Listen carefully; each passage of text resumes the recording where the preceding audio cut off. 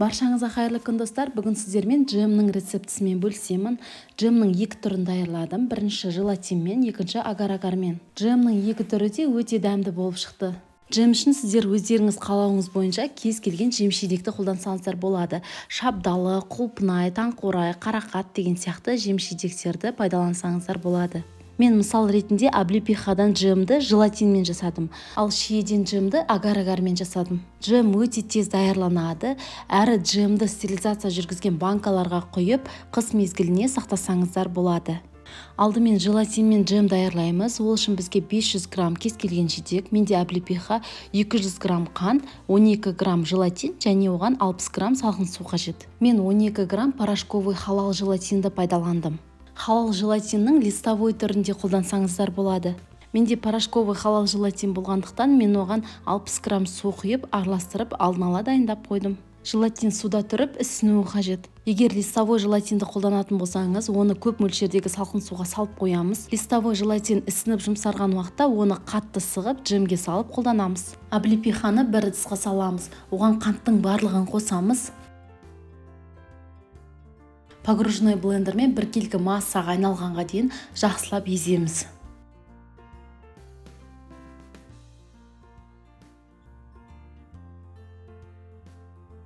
Езілген облепиханы газға қойып қайнатамыз.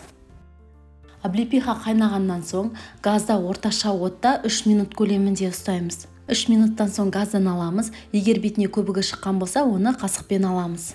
Ыстық джемге ісінген желатинді қосамыз. Барлығын жақсылап қасықпен желатин әбден ерігенге дейін араластырамыз. Джемді ыстық күйінде алдын ала стерилизация жүргізген ыстық банкаларға құйып, ыстық қақпақпен жақсылап жабамыз. Ыстық банканы төңкеріп, одеяломен орап, әбден суығанға дейін қалдырамыз. Сонда банканың ішінде стерилизация жақсы жүріп, қысқа дейін жақсы сақталады. Бұл банкаларды бөлме температурасында сақтасаңыз болады. Ал егер стерилизация жүргізбеген банкаларға құятын болсаңыз, оны міндетті түрде холодильникте сақтаңыз. Келесі кезекте агар-агардан джем даярлаймыз. Ол үшін мен 500 грамм шиені пайдаландым. Шие тәтті болғандықтан мен оған тек 150 грамм қант қостым. Және 3 грамм агар-агар қолданым. Агар-агарды міндетті түрде сила 900 деген қолданыңыздар. Мен шиені сүйегінен ажыратып алғаннан соң барып өлшедім. Оны бір ыдысқа саламыз, оған қанттың барлығын қосамыз. Погружной блендермен біркелкі массаға айналғанға дейін жақсылап еземіз.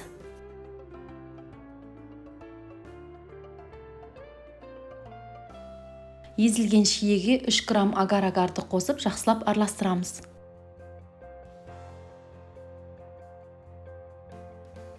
Газға қойып қайнағанға дейін жеткіземіз. Қайнаған уақытта газдың отын азайтып, орташа отта 3 минут көлемінде газда ұстаймыз.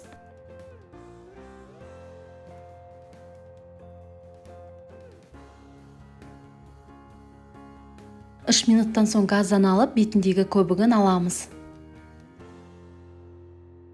Алдын ала стерилизация жүргізген банкаларға ыстық джемді құйып, стерилизация жүргізген қақпақпен жақсылап бекітіп жабамыз. Ыстық банканы төңкеріп, одеяломен орап, толық суығанға дейін қалдырамыз. Айта кететін болсақ, желатинмен жасалған джем холодильникте өз формасын жақсы ұстап, тек холодильникте қоюлана түседі. Бөлме температурасында джем сұйықтау болып келеді. Ал агар-агармен жасалған джем бөлме температурасында өзінің формасын ұстайды. Оның структурасы мармелад секілді болып келеді. Егер джемнің бұдан да жұмсақ болғанын қаласаңыз, агар-агардың мөлшерін азайтсаңыз болады. Қанттың мөлшерінде жеміс-жидегіңіздің тәттілігіне байланысты азды көпті өзгертсеңіз болады.